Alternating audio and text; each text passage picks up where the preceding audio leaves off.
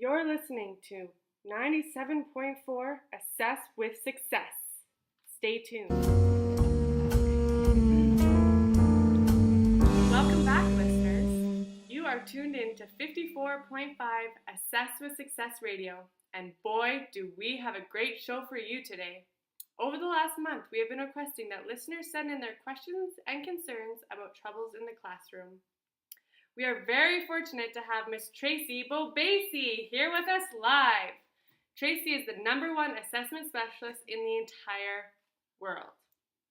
Good morning, Miss Tracy Bobasi. Good morning. Can you tell us a little bit about yourself? Yes, well, thank you for having me. I am an assessment specialist, and it feels so nice for you to say that I'm the best in the whole world. Thank you. I was born and raised in Calgary, Alberta, and I'm the proud owner of 8 cats. Wonderful. We certainly do love cats at 92.3 Assess with Success.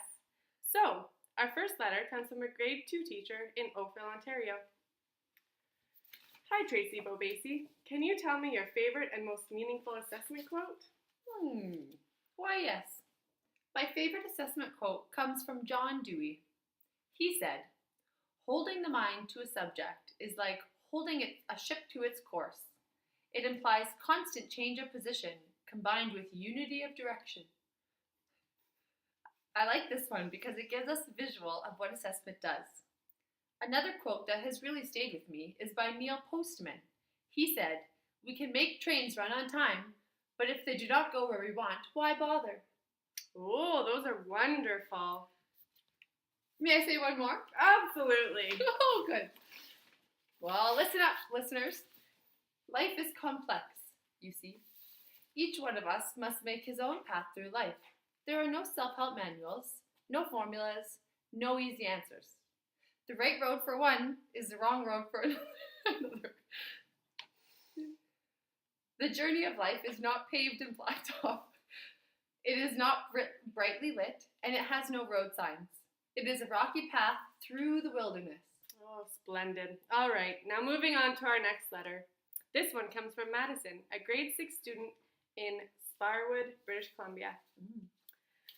Hi, Tracy Bobasi and 111.724 Assess with Success. Thank you so much for reading my letter on air. I feel so special. My teacher is awesome, but sometimes I feel like the tests that she gives us are really hard and sometimes unfair. Oh, that's so sad. Our last unit test had 40 multiple choice questions, and for each question, it really seemed like there was more than one good answer.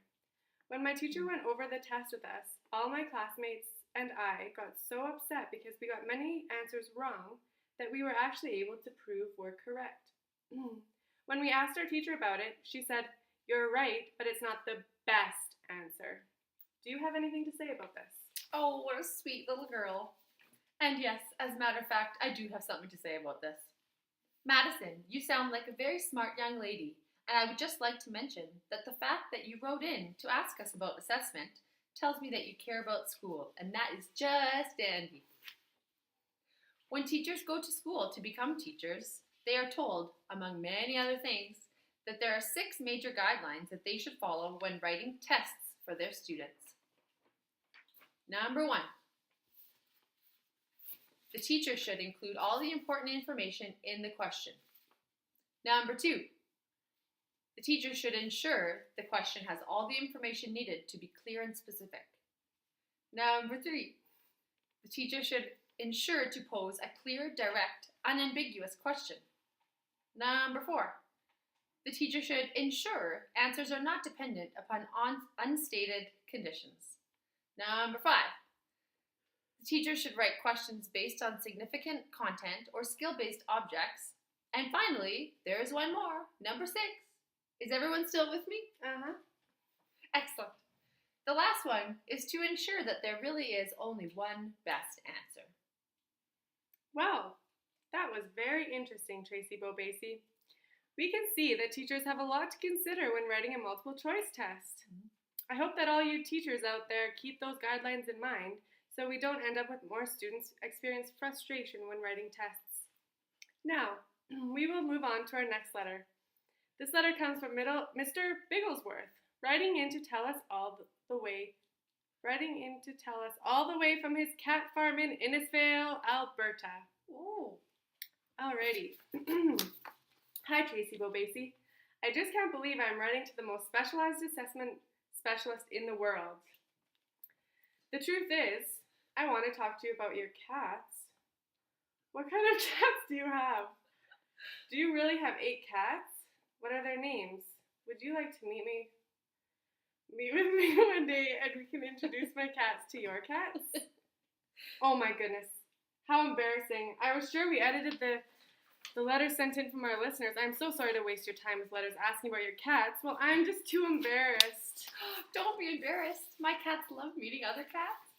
I would like to get the contact information of Mr. Bigglesworth after the show, please. Oh, of course, whatever you like. Anyway, on to our next letter.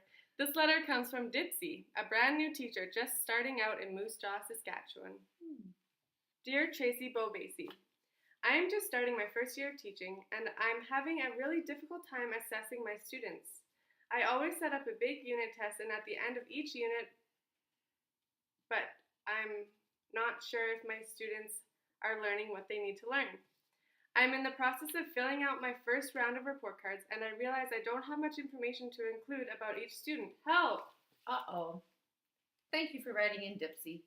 I understand that you are in quite a dilemma. I'll do my best to help. It is important for teachers to use a combination of formative assessment and summative assessment when evaluating students' learning. This means that you should not be relying on the results of one test in order to assess your students' learning. The test is an example of summative assessment, but you also need to incorporate formative assessment into your teaching plans.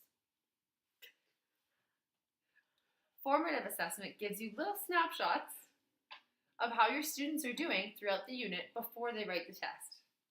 Formative assessment also gives you important information about what you have covered, how your students are doing, and where you should go from there.